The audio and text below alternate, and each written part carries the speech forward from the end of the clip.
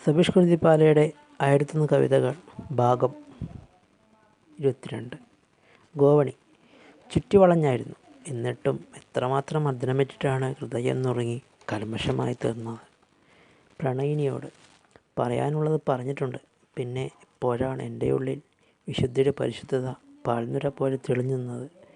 കാമുകിക്ക് കാമുകനോട് പറയാനുള്ളത്. വീടായിരുന്നു ഇതുവരെയെല്ലാം. ഇഴത്തുമ്പുകളിൽ നിന്ന് അടർന്നു വീണ മഞ്ഞിൻതുള്ളികളിൽ നിന്നൊരെണ്ണം വേർപിരിഞ്ഞു പോയപ്പോഴാണ് മിഴികളിൽ നിന്നടന്ന് വിഷാദത്തിലേക്ക് മടങ്ങിയത്. പാരവശ്യം. തെല്ലൊരു ദൈർഘ്യത്തിന് മൂളിയപ്പോഴാണ് ജീവിതത്തിൻ്റെ താളത്തിന് നർമ്മബോധത്തിൻ്റെ ഈണം അറിഞ്ഞത്. ദലമർമ്മരം. കേണരുളുന്ന വിജയത്തിനാരംഭത്തിൽ പരാജിതനാകുവാൻ. ഒടുവിലെ ആരംഭം അന്ത്യത്തിലെന്നപ്പോൾ പുനർജനിക്കുന്നു പാതിയിലൊരു വഴി മാത്രം. നൂൽപ്പാലം കടന്ന്. അൽപായുസ്സായിരുന്നു ഇതുവരെ. ലജ്ജയില്ലാത്തൊരു നിമിഷവും പിറന്നിട്ടില്ല ഹർഷിത ഭൂവിൽ. മിഴി നിറഞ്ഞൊരു ദൃക്സാക്ഷിയിൽ പാപം നിറഞ്ഞു പിന്നെയാണ് ദിനം. ചിറകറ്റ്. ദുർബലമാമൊരു മുളം കാറ്റിൽ തണ്ടിലിരുന്നു തത്തപാടി. വാഴ്വേ മായം, അതിനൊക്കുമേ മധ്യജീവിതവും മാനുഷികതയും. മറുപടി ചൊല്ലിനാൻ കടൽ, ദേഹമിതൊന്നേ ചൊല്ലുവാൻ സത്യധർമ്മങ്ങളുണ്ടാകിൽ വിജയം സുനിശ്ചിതം. അടുക്കള നോവ്. വെന്തുരുകുമാത്മാക്കൾ ദേഹവും ദേഹിയും ചേർന്നു സമ്മിശ്ര ലോകത്തിനൊലിയിൽ വിരലറ്റുപോം ബന്ധനത്തിൻ രക്തമണിഞ്ഞൊരു വിലാപഗീതം പാടി അസ്തമിക്കുകയാണല്ലോ നമ്മിൽ. മൗനത്തിൻ്റെ ധർമ്മം. നിഴലായിരുന്നു ദേഹം. ജന്മത്തിന് ആരംഭം കുറിച്ച് വലയം പ്രാപിച്ചൊരു അഭേദ്യമാം ധർമ്മം പുനർജനിക്കുന്നു പുതുധർമ്മങ്ങളായൊരു രാവിൽ. ആരംഭത്തിന് മുന്നേ. ഒടുവിലെ അക്കമായിരുന്നു ആദ്യം പിറന്നതെന്ന് തിരിച്ചറിഞ്ഞത് ഒടുവിലെ നിമിഷങ്ങളിൽ മൗനിയായപ്പോഴാണ്. മോച്ചറിൽ നിന്ന്. കേൾക്കുമൊരു വിലാപകാവ്യം. ഹർഷമോ നിന്ദ്യമോ എന്നറിയാതെ പുഴയായൊഴുകി ഹൃദയത്തിൽ സ്നേഹാമൃതം തൂകി പുഞ്ചിരിയാൽ അറിയാതെ പോകുന്നു നാം. ദുഃഖത്തിൻ മഹാസാഗര സംഗമം. അച്ഛനോട്. നടന്നകന്ന വഴികളിത്രയും വെയിലേറ്റമില്ലെന്നറിഞ്ഞത് തണലായൊരു കുട ചൂടി ചോർന്നുറച്ച ശിരസുമായി വൃദ്ധനായ അച്ഛനെ കണ്ടപ്പോഴാണ്. മാതാവിനോട്. അറിഞ്ഞില്ലൊട്ടും വേനലും മഴയും വർഷക്കുരുതികളും. ഒരു സംശയം മാത്രം ബാക്കിയാക്കി കടന്നുപോകും ജന്മങ്ങളെത്രയോ. ഹർഷാരവം കടന്ന ജീവിതത്തിൻ സീമകളിൽ നിഴലായിത്തീർന്നു മാനുഷഹൃദയങ്ങൾ ക്രൂരതയേറിയപ്പോൾ. തെളിവ്. തലയും മുലയും കറുത്തിരുന്നു. അതായിരുന്നു ഒടുങ്ങുന്നതിന് മുമ്പേ അവസാന പ്രമാണം.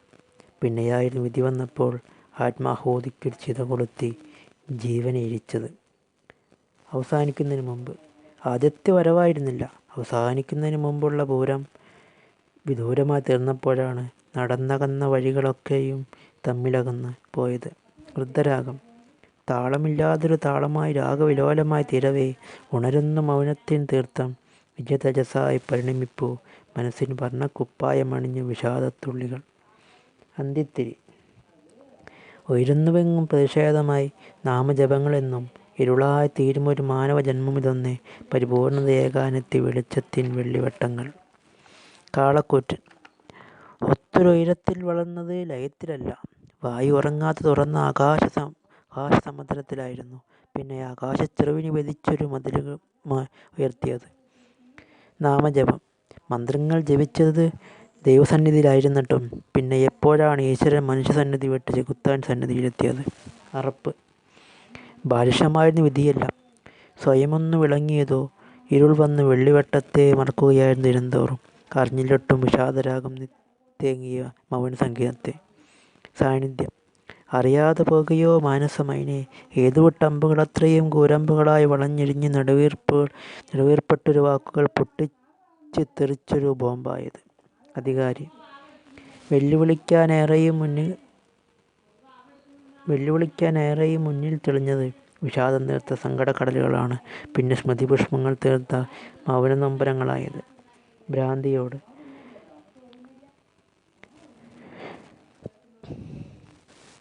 തീറൊരു മാനസതാരിൽ ജൽപ്പനങ്ങൾ ഒളിച്ചൊരു അക്ഷരജാലങ്ങളിൽ മുങ്ങി നിവർന്നൊരു ദാരിദ്ര്യക്കുടലിൽ പട്ടിണിക്കോരങ്ങളായിരുന്നു പണ്ടു നാം. തീറെഴുത്ത്. വിൽപ്പനയ്ക്കെഴുതുന്ന വാക്കുകൾ. വാങ്ങാനെത്തിയവരൊക്കെയും ദുർബലതയ്ക്ക് മുകളിലൊരു കൊട്ടാരം പടുത്തെഴുതി സ്വപ്നലോകങ്ങൾ കെട്ടിപ്പടുക്കുവാൻ.